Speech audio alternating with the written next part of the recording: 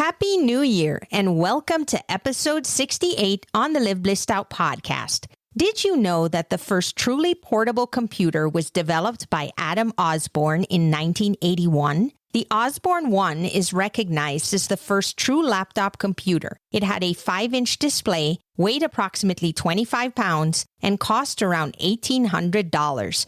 We've come a long way since then, haven't we? Hello, action takers. Welcome to Live Blissed Out, a podcast where I have inspirational and informational conversations with business owners and subject matter experts to help us get the scoop and the lowdown on a variety of topics. Tired of hesitating or making decisions without having the big picture? Want to be in the know? Then this is the place to go. I'm your host, Marissa Houston, helping achieve bliss through awareness and action. Thanks for joining me. The information, opinions, and recommendations presented in this podcast are for general information only, and any reliance on the information provided in this podcast is done at your own risk. This podcast should not be considered professional advice.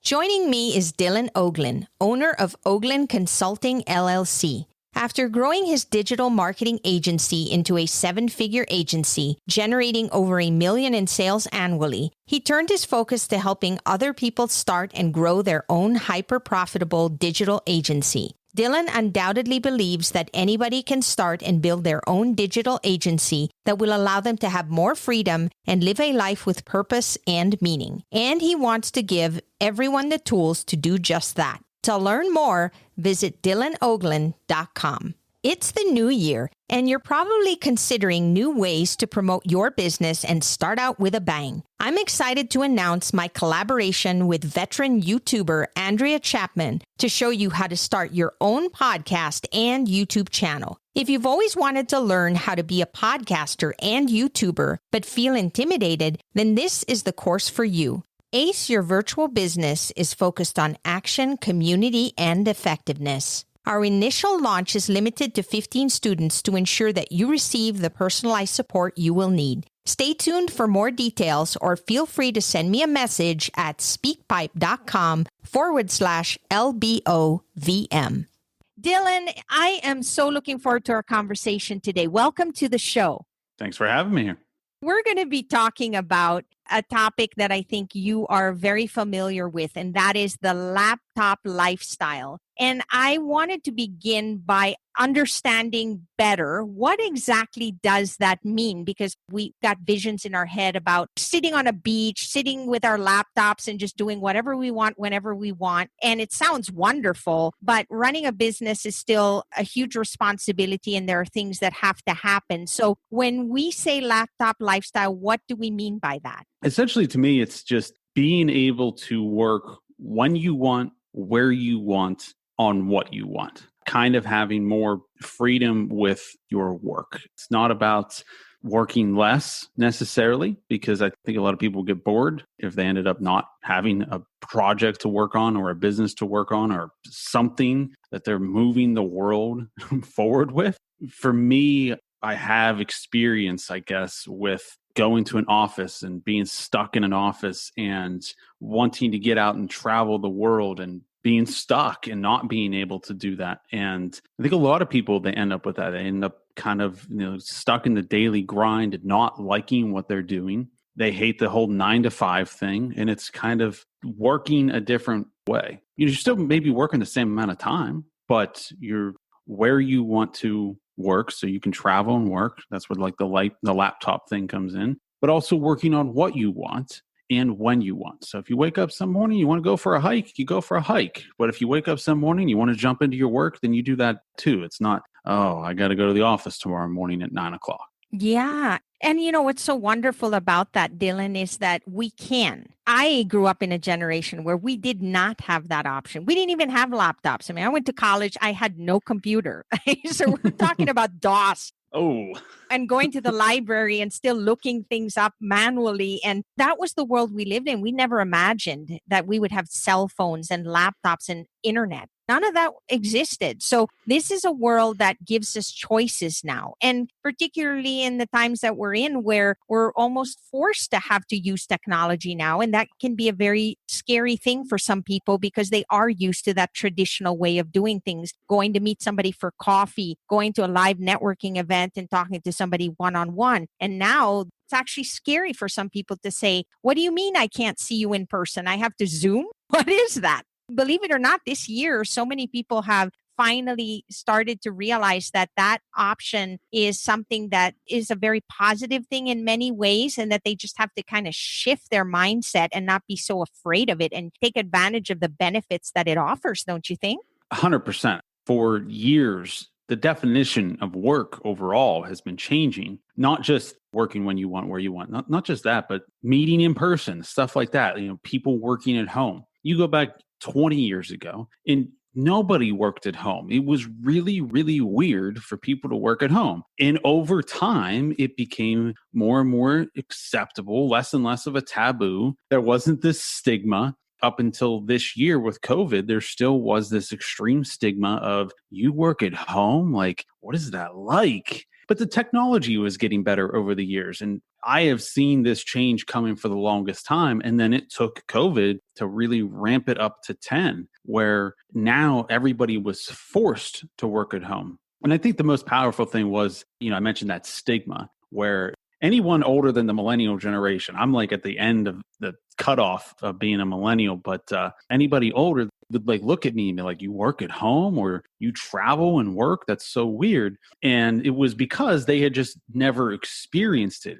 They had never done a Zoom call, or like, why would you have a webcam? Like, why not just go meet somebody in person, or like traveling across the country to go do a business deal? That was just the way it was. And then everybody was forced to work at home. And now everybody's like, oh, it's actually not that bad. Actually, there's a lot of benefits to it. There's a lot of good that comes out of it. I'm not wasting 2 hours a day in traffic. If I want to get up from my desk and take a walk, there's nobody looking at me weird. Like, why aren't you working in your office? It's cheaper. There's just so many benefits to it. It can be scary. I can understand that. But the pros way outweigh the cons. There's no doubt about that. Oh, yeah. And I hear it all the time. People are saying now, I am saving so much money on gas, on time, on coffees. Just think about it. You got to meet somebody, you got to get dressed, you get in your car, you go to a location, you spend an hour, you drive to another place. It's just not feasible anymore. It's not practical in the sense that you've got to meet a lot of people, especially when you're trying to build your business. And so you got to find ways to get your message out and connect with people more from a community standpoint rather than one-on-one, not because you're trying to be impersonal, but just because there's a set amount of time you have in a day and you got to be as efficient as you can with it, right? Yeah, that's spot on. How do we work smarter? A lot of us are traditional about what we've been doing in the past or how we've been doing it. That when it comes to trying a new approach or changing our perspective on things, it's difficult for people. We're talking about your generation, which is the millennials. I'm a Gen Xer. And I find that in my generation, we obviously grew up with none of the technology. And then all of a sudden it switched. At a certain age, we just all of a sudden got inundated with all this stuff. Whereas you kind of eased into it more. You didn't necessarily have it all when you were born, but pretty much when you were like starting in your teens, you started to see the shift happening. And so I think that our generations, what we have in common is we've been able to experience the change and start to utilize it and learn it and apply it into our lives. But that's not easy for a lot of people, right? Technology still scares them, and change in general, just trying to approach things differently. So how do we do better so that we're doing things more efficiently? There's a term I like to use, continuous destruction of perceived self. And what that is, it's all about mindset. You don't want to think of yourself as like this rigid, solid personality or person. Like you wouldn't want to think of yourself like, oh, I'm bad at sales calls. You're putting out into the universe that Dylan is bad at sales calls. I'm just using that as an example. You want to think of yourself as malleable, as constantly becoming a different version, a better version of yourself. So when things change, which the world's going to continue to change, It's going to continue to change faster and faster. Zoom is the big thing right now. 10 years from now, I can guarantee you it's going to be something different. I have no idea what it's going to be, but things are going to change faster and faster. And by thinking of yourself that way, when things change, you're not scared of it. You embrace new technology. You view yourself as becoming a different version, a better version of yourself each day. And just constantly accepting change, realizing that the world's getting better, then you don't fear it as much and you embrace it and get better and better. I do like that way of thinking, which is always striving to be a better version of yourself. I feel like every decade, you're a new person. It's almost like you shed your skin like a snake or something, and then you start reinventing yourself. And I like to think in a better way. I think we just get wiser. We learn through experience. We become better versions of ourselves. And if we're not, then that's what we should strive for. And by looking at it from that perspective, then you're not so stuck in your ways and you say, how can I improve? If that's your focus, then you don't fear it so much because you're really looking at it as bettering things rather than fearing change, because that change thing, a lot of times it's based on fear, right? Oh, that's 100%. Especially like Gen Xers and baby boomers and stuff. When they talk about computers or working at home or like setting up a webcam, they're scared of it. It's different. It's a change. But if you embrace change and you always are thinking of yourself as changing and becoming a better version of yourself, there is no fear because you're like, oh, this is how I'm going to become a better version of myself. This is how my business is going to become a better version of my business. My business is changing. Me personally, we're constantly changing. And by changing that perspective, there is no fear and you're better prepared, whether you like it or not. I mean, I don't know. Talk to me 10 years from now, whenever we're the generation in our 40s, but I see that millennials are more adaptive to change. Gen X is the generation before millennials. My brother's a Gen X and he still writes checks, like actual, like physical checks when he pays a bill. And I'm like, dude, I've never written a check in my life. Oh my goodness. Once technology came in, it's like, wow, this is awesome. It's a better way of doing things, but he's a smart guy. He just changed. It's different. It's scary. I don't know if this like happens with every generation. Talk to me 10 years from now and see maybe millennials are scared of all the changes in the world. I don't know, but you have to accept it. You realize that that's the way it is. And 99% of the time, it's for the better. I think there's two reasons behind that. For example, with a Gen Xer, they probably have lived more than half their life before all this technology hit in. So they were so used to things. I mean, think about it. When you build a habit and you get so used to something, it's much harder to shift. Whereas when you're a millennial, it happened very early on, usually. And so by then, you're still able to adapt a lot quicker. The other thing I think that's happening is it seems like technology is moving faster than ever before. So each decade or even every 5 years, so many more new changes have taken place. Whereas back in my generation, it took a really long time before one new thing would show up. And it was just one thing. Now, all of a sudden, you've got 100 million apps and, all of these new things that come up every day. And you're going, what? I could do this. What is this? Now it's to the point where our brains are short circuiting because there's just too many choices. We didn't have that before. It came more gradually. So I think those are the reasons. It just gets more difficult for some people. But it's really funny. I have a niece who is a millennial and she doesn't like technology. And I'm the one teaching her how to use social media or use technology. And she doesn't want to get on it. And she's just more traditional. She likes to go on hikes and be in nature and just get away from all that. And I'm the one that is doing more of the digital stuff. So I find it quite fascinating because, again, we generalize, but there are exceptions to the rule, even millennials that don't want to embrace technology. So I guess it just depends on the individual too, for sure. But again, we're speaking in general terms. In today's world, especially in technology, there's a lot of noise now. If you think about it with COVID, this forced us to go digital. I mean, this is really where the rubber meets the road. Everybody who was opposed to it and refused to Zoom because they wanted to have that live coffee, now they don't get that choice. Now they have to be on.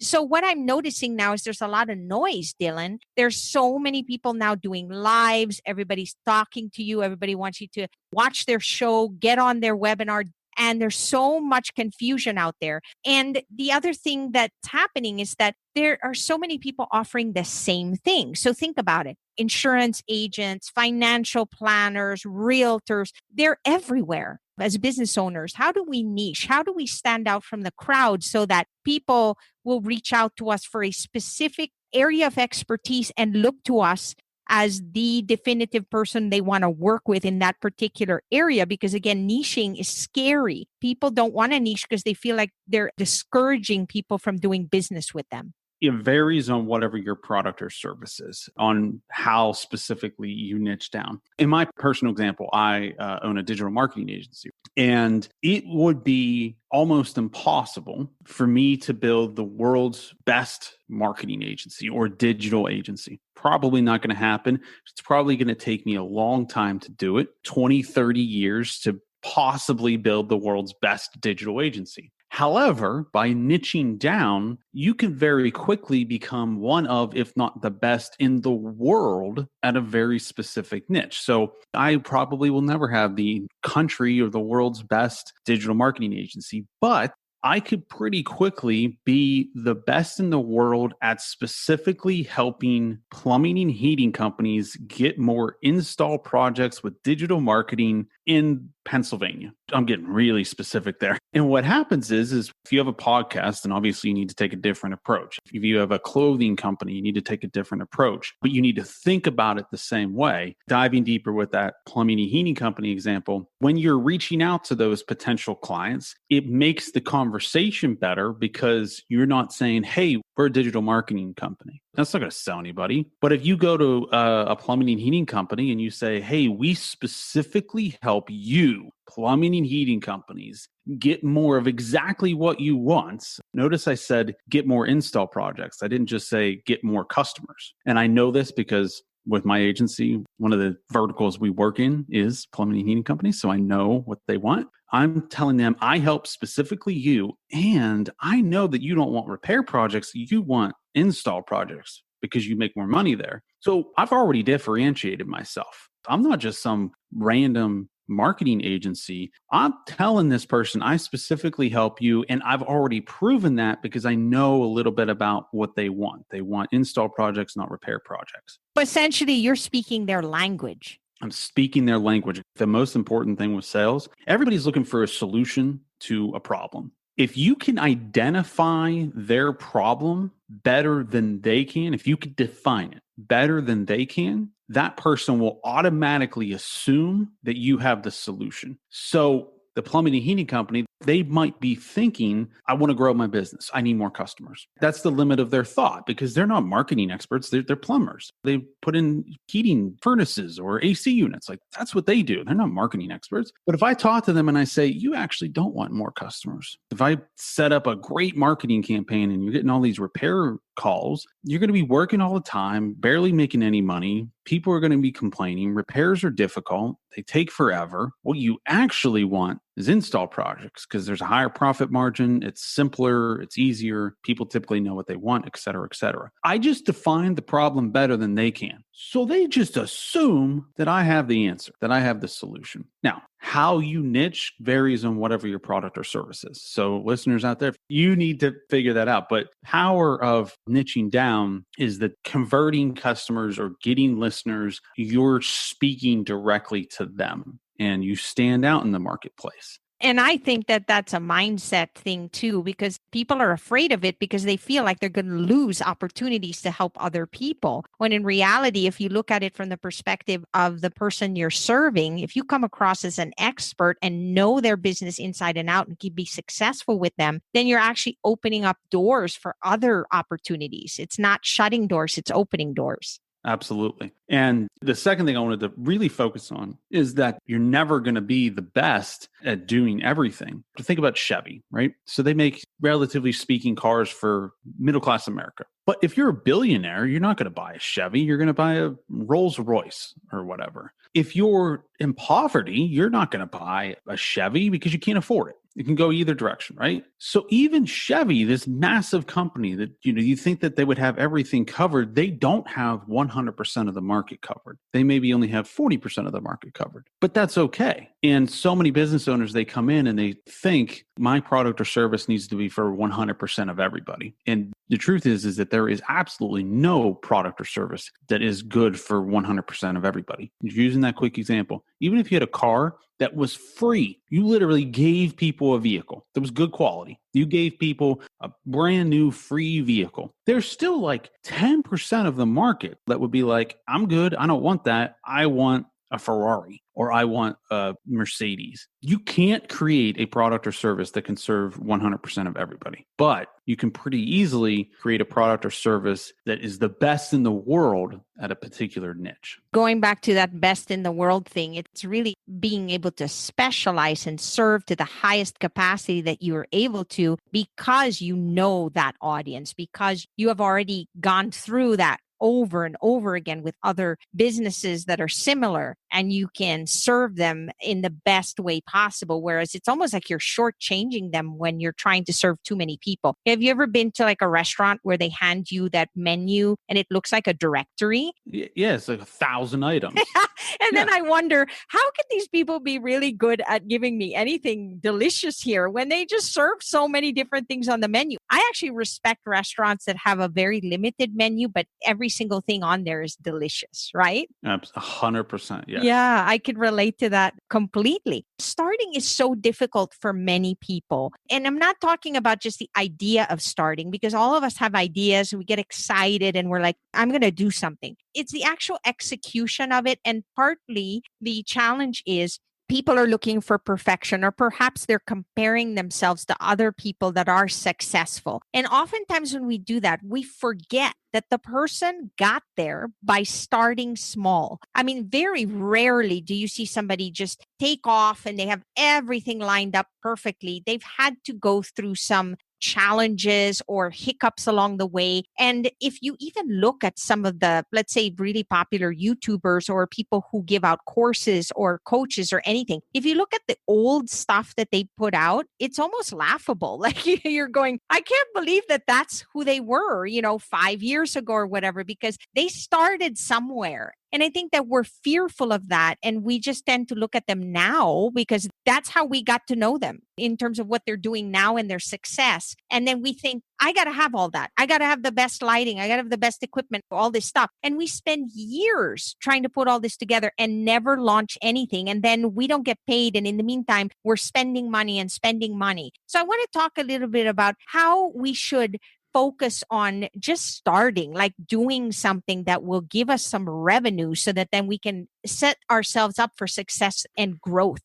There's 3 things that I would mention when it comes to starting. Kind of like with the niching, how you niche kind of depends on whatever your product, your service is. If you have a podcast, you're going to have to take a different approach than say if you're building a digital marketing agency. The best thing you can do when it comes to starting out is start with an audience of 1. This is particularly if you have a podcast, a YouTube channel, blog, whatever. This would not apply to a digital marketing agency. An audience of 1 is simply you. This is the best guess at product market fit you could possibly get. So solve your own problems. Scratch your own itch. If you can develop a product or a service, a podcast, whatever, that is something you wanted in the marketplace. Say you wanted a podcast that talked to athletes about their daily routine. Literally, I just created that off the top of my head. There might be one out there. I don't know. If that is something you're sitting there and you're like, man, I really would like to have a podcast to talk to athletes about their daily routine, and you can't find it out there in the marketplace, then you know there's an audience of 1, and that's you. And if there's an audience of 1, there's probably an audience of other people like you. So that is a good rule of thumb. Doesn't apply to everybody. If you're doing it with a digital marketing agency, it ain't going to work for you. But if you're doing it with a podcast or a clothing line or something like that, it can certainly work. Second thing I wanted to mention is you're talking about equipment and whatnot. Realize that, and this goes for pretty much every business, every category, the first version will suck. It's going to be terrible. Your first YouTube video, your first podcast, if you have a clothing line, your first designs are going to suck. They're going to be terrible. Your first podcast is going to not be good. Your first sales call, if you have an agency and you're doing sales calls or whatever, it's not going to be good. You're going to be bad. It's going to take multiple iterations constantly improving before you get good. And realize whenever you see somebody that has a great YouTube channel or an awesome podcast,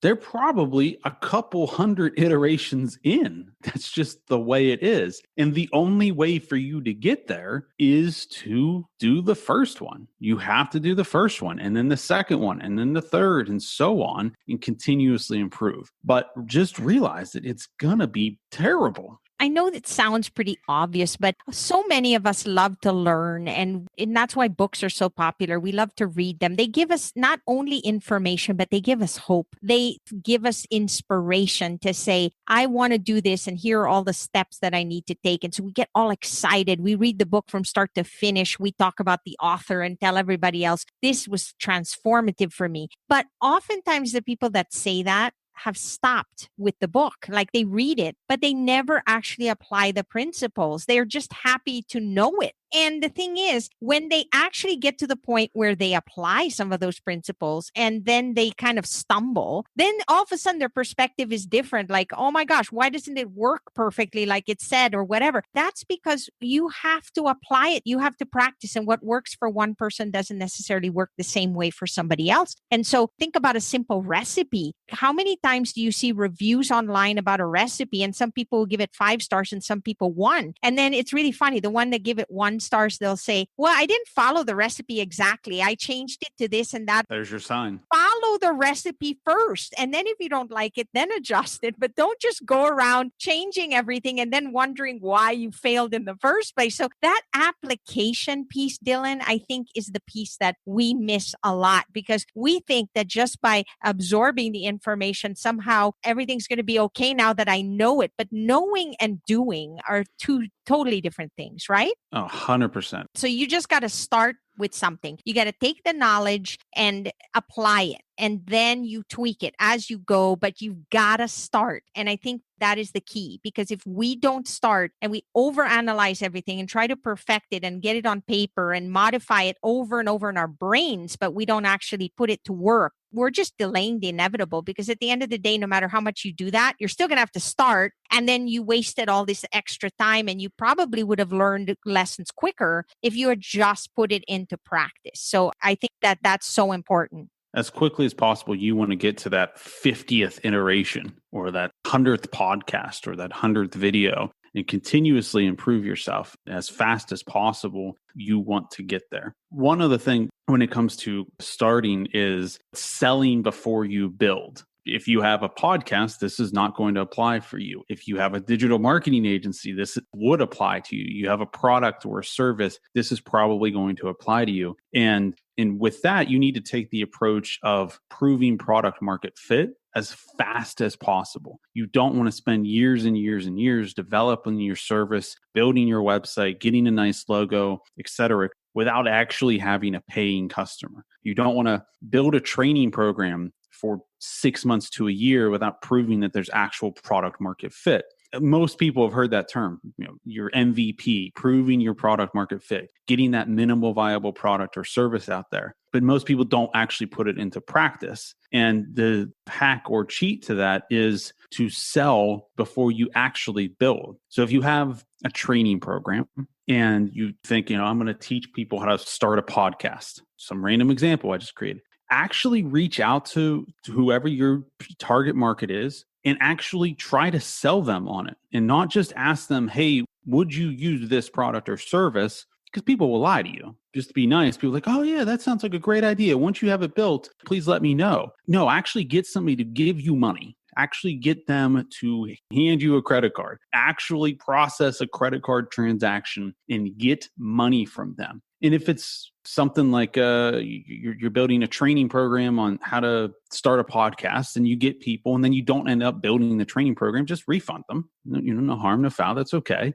But you don't want to actually spend 2 years developing the training program and then start to go out into the marketplace and realize that there is actually no desire in the marketplace. But if you get people who are actually giving you money before you even have the product built or the service ready, then you have product market fit. I always think of the credit card as a voting card. Good way to think of it. I like that. When you pay for something, you just gave your vote. you're saying, I approve, because that's the biggest compliment, is to give somebody money and say, I really like your product, right? I mean, that's the gist of it, because people want to spend money wisely. And you want to know that when you're spending it, you're going to enjoy the product, something that you expected it to be, and then some. So when somebody takes the time to do that, that is such an honor. And you have to take that super seriously. But at the same time, say to yourself, wow, that's validation. That really means that that person really wants this. And that just makes you feel good. It makes you feel like you are giving something of value.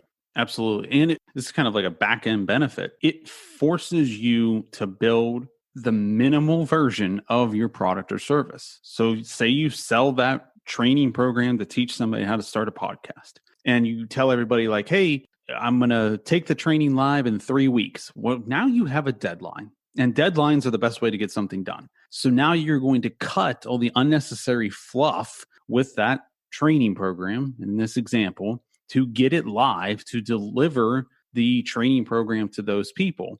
And then you can actually get feedback from the marketplace. And if people are like, hey, it seems like there's nothing that tells me how to actually get good audio. It's just an example. Well, okay, then yeah, I need to add that training part to it and then rely on their feedback. Absolutely. And because we're looking at it from our own perspective, there are things that we just miss, that we can't see, that other people will catch right early on and be able to tell you honestly, so that then you can improve it for the next group of people. So I just love that approach. Dylan, talk to us about who you serve and how people can get more information about you. Like I mentioned, my education company, which is just under my personal name, DylanOgline.com, OGLINE. People can go to my website and join the waiting list whenever I am starting to accept new students into that program. I put out a free ebook, DylanOgline.com/6, all spelled out, SIX. And that is my book, 6 Steps to a Six-Figure Agency. The program is called Agency 2.0. And essentially, my goal with the program is to be able to take anybody, even if they know nothing about marketing, they know nothing about starting their own business, and teach them everything they need to know during the course of the 6 weeks to start their own digital marketing agency with the goal of hitting 6 figures. That's fantastic, Dylan. This was such a wonderful conversation. It really helped us kind of just talk about the things that we need to be thinking about to do better, always improve, get out there and reach the people that we need to help. Because the bottom line is, if we're not out there helping people, we're missing out on opportunities to provide value. And that's really what it's all about. Thanks, Dylan. Absolutely. Thank you so much. That's a wrap for this episode of Live Blissed Out. Thanks for listening, and thanks to Dylan Ogline for being my guest. If you have a question or comment for a future episode, all you have to do is go to speakpipe.com/LBOVM or click the link in the show notes to leave a brief audio message. If you find value in our show, please visit liveblessedout.com to reach out, subscribe, and share on social media. This show is made possible through listeners like you. Thank you. So long for now, and remember to keep moving forward.